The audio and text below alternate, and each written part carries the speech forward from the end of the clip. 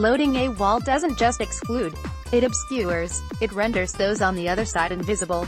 And once people are invisible, they become mythological beasts.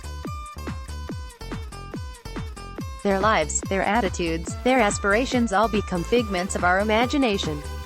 East German propaganda described hordes of unemployed, homeless Westerners, the debris of the capitalist system, desperate to come to the East where everyone had a job and a place to live.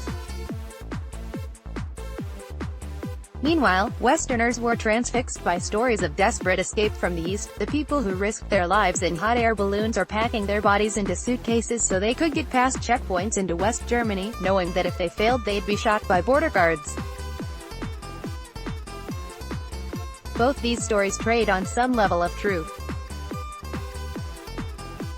It's true that capitalism produces its losers of the kind the communists described, perhaps most sharply illustrated by the fact that once the Berlin Wall fell and Germany was unified under capitalism, the East saw economic collapse and surging unemployment.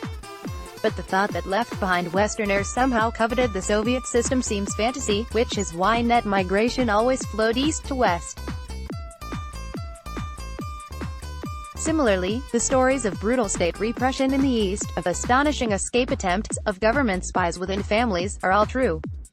But it's also true that plenty of East Germans had relatively happy lives where they felt safe and looked after, particularly if they were aligned with the system. The East German experience wasn't uniform. When oppression descended, it did so heavily. But others may not have seen it. That helps explain the phenomenon of Eastalgia, a kind of pining for what was lost when the East collapsed, and a belief amongst Easterners that there was more good than bad in the former East Germany. Illustration, Simon Lech credit, these narratives tell an uncomplicated story of the other that is really designed to tell an uncomplicated, heroic story about oneself.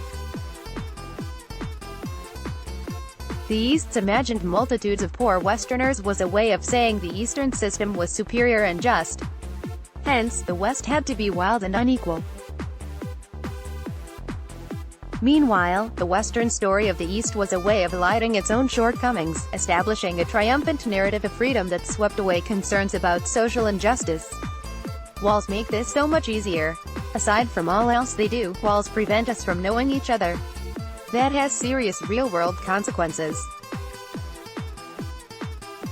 We call the period after the Berlin Wall fell reunification, but it was really a Western annexation of the East. East became West, not some other accommodation. So thorough was the West's self-regard, so comprehensive its belief in the East's unmitigated bleakness, that it respected none of the institutions the East had built. It privatized and sold off its industries to the highest bidder, inevitably West Germans. It shut down its companies, more or less assuming they had nothing to offer. The result saw East Germans with little choice but to head west for jobs, and the East hasn't quite recovered. Today it is older, poorer, and endures higher unemployment. It's only by knowing this that we can understand why a government study found 38% of East Germans think reunification was a bad thing. A majority feel they are now second-class citizens. We're seeing a rise of far-right radicalism, even neo-Nazism, in Germany. Its heartland is in the East. Loading today's walls are built on the same logic. They all offer some self-aggrandizing view of the world in which everyone else deep down wishes they were like us. Whether believing in the eternal supremacy of the British Empire in the case of Brexit, or that asylum seekers are really more interested in finding a backdoor to Australia than they are in fleeing persecution, the foreigner exists mostly as a counterpoint to our own magnificence. What matters is that they remain unknown and unknowable so we can mold them to our opposites, and they can be scapegoated for our problems. We're so committed to this kind of psychology that we will establish walls precisely where we're told they can't be built. Even something as borderless as the internet has become a landscape of barricades, populated by people talking only about their enemies and only to their friends.